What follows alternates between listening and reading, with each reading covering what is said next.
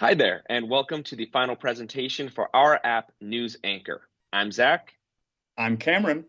And I'm Anch. So this presentation is going to take you through a few categories. First, we're going to tell you a little bit about ourselves, the problem that we noticed with modern news, the solution that we ended up creating, and how we implemented that in our community.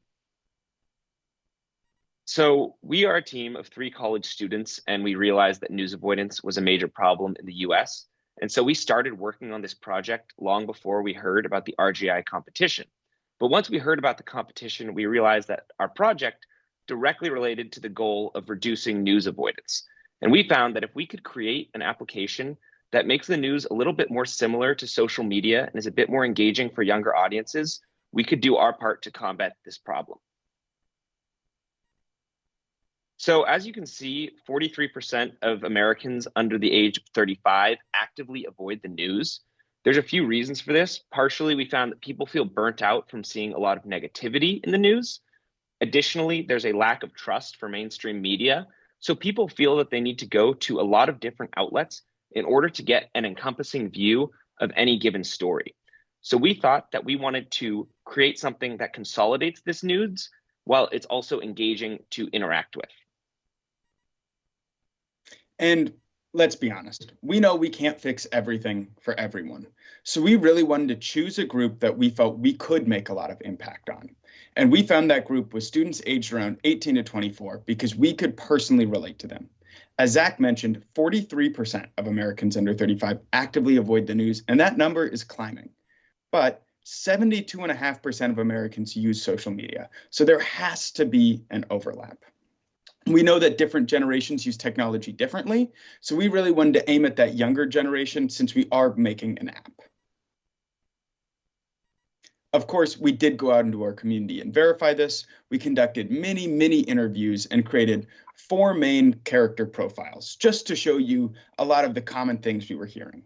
People said they were overwhelmed by the sheer amount of news, apathetic at hearing all this stuff and feeling they couldn't do anything, skeptical, where they just couldn't trust any major news outlets.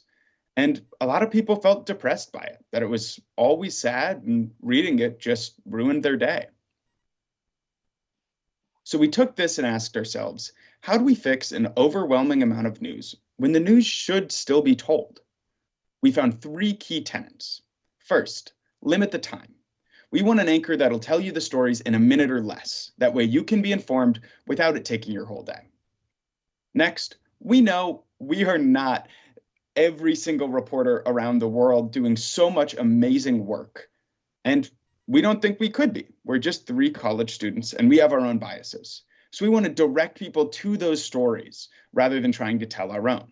That way people won't get our opinions, they'll read for themselves and be more informed.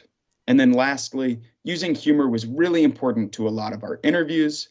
And so we really wanted to build that into our app so that way the negative connotations around news can be reduced so people are more happy to find out about what's happening in the world. And this led us to create AInchor. And while I'd love to talk about this on end, really, I think we should pass it off to Zach. Hello everyone, and thanks for tuning in. AInchor is an app to help create the ideal news experience for you. Every day you get a quick 1-minute video on the major topics of the day, which includes easily clickable news stories to read them yourself. That way you'll never have to wonder what our sources were. Additionally, AInchor acts as a news aggregator on the side to help users get as much or as little news as they want without getting overwhelmed. To achieve this, we use a mix of technologies including news aggregators, web scraping, LLM prompt generation, deep fakes, and natural language processing in order to create videos every day for our users. Here's the kicker. This video was generated through the same technologies. Since I never get sick, oversleep, or have a bad hair day, I am always ready to tell the news that needs to be told to combat news avoidance. Thanks for joining me. And so diving into some of the technologies that we use, our backend lives in Cloudflare. And to get all the news sources, we use the News API. For our in-app news aggregator, we take the top 25 stories of the moment and present them in an easy-to-see manner.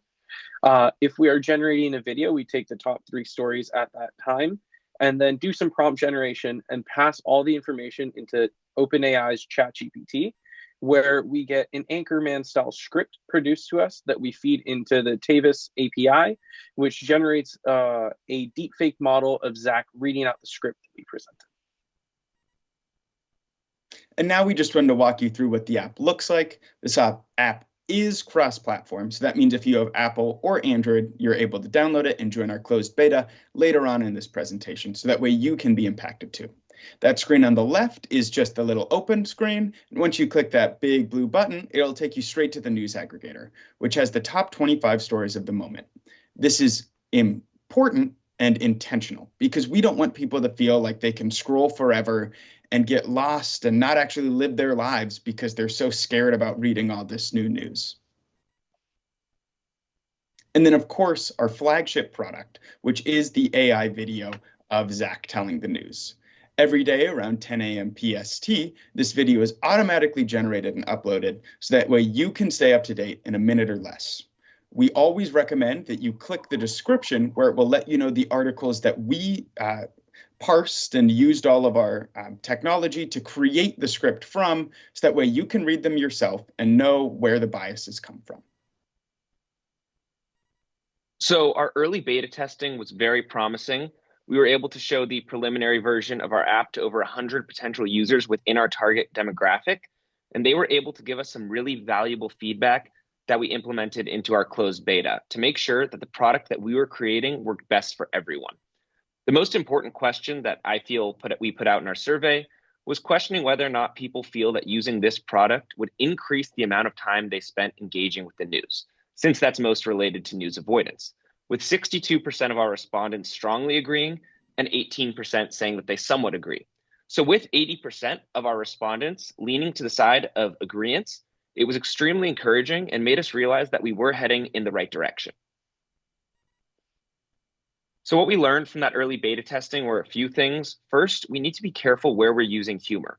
Even though our audience enjoys it and values when their news is entertaining, we also don't want the AI model saying anything problematic.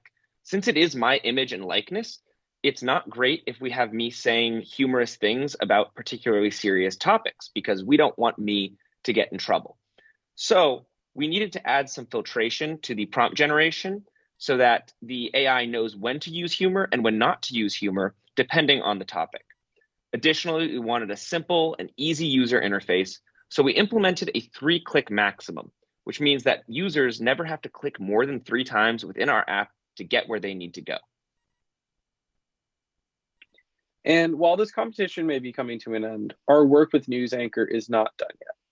We want to improve our own algorithm so that we can have some bias detection. So as a user, you know what biases may exist in some of the articles that you're reading. We want to potentially move off of using external APIs to our own in-house models so that we can have better control over the entire workflow.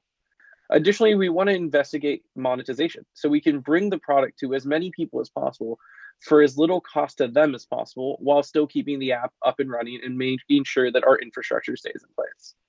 Additionally, we want to invest in a better AI model. Currently, it is Zach standing in front of a white background.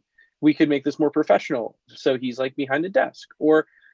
And this ties into our final thing, personalization, creating more personalized models. So there could be Zach in different locations and creating a tailor-made experience for every user specifically. And if you would like to join us on this journey, please scan the QR code that you see on screen and fill out the form to join our closed beta. We'll reach out to you about next steps and how you can continuously provide us feedback. We love any and all feedback to make this product as good as it can be. Thank you for watching. And if you have any other questions, comments, or just want to reach out to us, you can contact us at newsanchor@gmail.com. Thank you.